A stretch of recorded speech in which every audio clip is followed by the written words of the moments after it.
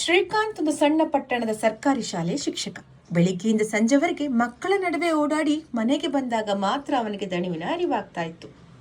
ಸಂಬಳ ಸಾಕಾಗೋದಿಲ್ಲ, ಮಾಡಿದ ಪ್ರಯತ್ನಕ್ಕೆ ಪ್ರಶಂಸೆ ಸಿಗೋದಿಲ್ಲ ಎಂಬ ಭಾವನೆಗಳು ಅವನ ಮನಸ್ಸನ್ನು ನಿಧಾನವಾಗಿ ಒತ್ತಡಕ್ಕೆ ತಳ್ಳುತ್ತಾ ಇತ್ತು. ಒಂದು ದಿನ ಶಾಲೆಯಿಂದ ಮರಳುವಾಗ ಪಟ್ಟಣದ ಹೊರವಲಯದಲ್ಲಿ ಒಬ್ಬ ವಯಸ್ಸಾದ ತೋಟಗಾರ ಮಣ್ಣನ್ನು ತೋಡಿ ಬೀಜ ಬಿತ್ತುವುದನ್ನು ನೋಡ್ತಾನೆ. ಅವ್ರ ಹತ್ರ ಬಂದು ಕೇಳ್ದ, ಅಜ್ಜ, ಈ ಬೀಜಗಳು ಎಲ್ಲವೂ ಬೆಳೆದು ಫಲ ಕೊಡುತ್ತೆ ಅನ್ನೋ ನಂಬಿಕೆ ನಿಮಗಿದೆಯಾ ಅಂತ. ತೋಟಗಾರ ನಕ್ ಹೇಳ್ತಾನೆ, ಮಗ, ನನ್ನ ಕೆಲಸ ಬೀಜ ಬಿತ್ತೋದು ಮಾತ್ರ. ಅದಕ್ಕೆ ನೀರು ಕೊಡುವುದು ಮಳೆಯ ಕೆಲಸ, ಬೆಳೆಸುವುದು ಮಣ್ಣಿನ ಕೆಲಸ, ಫಲ ಕೊಡುವುದು ಕಾಲದ ಕೆಲಸ ಅಂತ. ಆ ಮಾತುಗಳು ಶ್ರೀಕಾಂತನ ಮನಸ್ಸಿನೊಳಗೆ ಇಳಿಯುತ್ತೆ. ಅವನು ಯೋಚಿಸ್ತಾನೆ, ನನ್ನ ಕೆಲಸ ಮಕ್ಕಳಿಗೆ ಕಲಿಸೋದು ಮಾತ್ರ. ಅವರು ಯಾವಾಗ ಹೇಗೆ ಬೆಳೀತಾರೋ ಅದು ನನ್ನ ಕೈಯಲ್ಲಿಲ್ಲ ಅಂತ.